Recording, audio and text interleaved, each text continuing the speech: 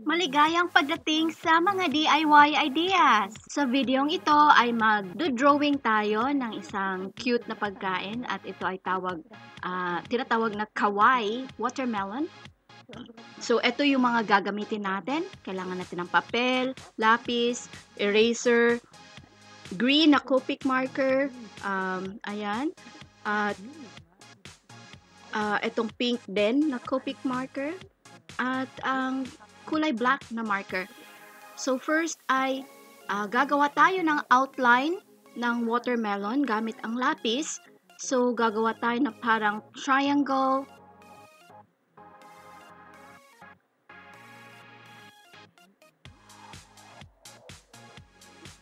At ang dapat ay rounded yung ating mga corners. So ito yung ginagawa ko. Para itong triangle, pero yung corners niya ay rounded.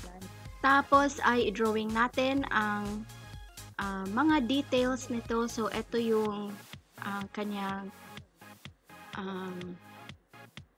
yung covering ng pakwan.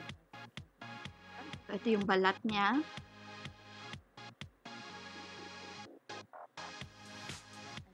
Pagkatapos ay gagawa tayo ng kanyang mga mata.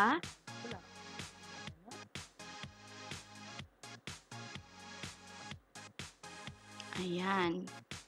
So, next yung kanyang bibig.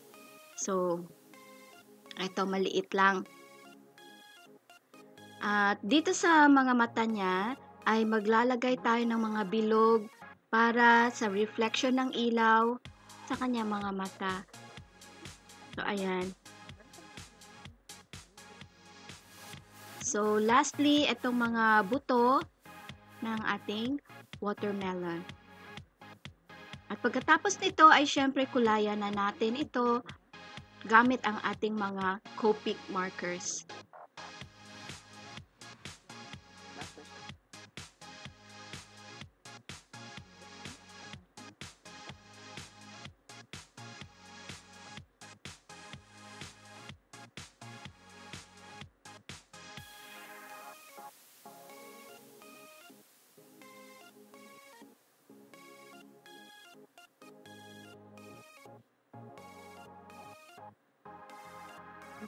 So, eto at natapos ko na ang ating KAWAII watermelon.